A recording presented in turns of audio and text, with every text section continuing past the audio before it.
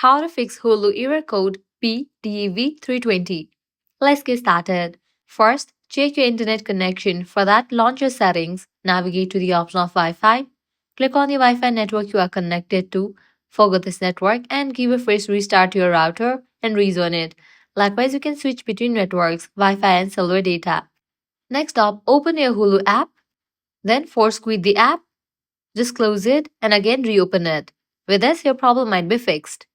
Next, check for the updates for the app Hulu. For that, launch your Play Store or App Store, search for the app Hulu. After app appears, you'll find the option of Open or Update. If you find the option of Update, just click on it and update the app to its latest version. With that, your problem might be resolved. Also, you can give a quick restart to your device. This can fix minor bugs and connectivity issues.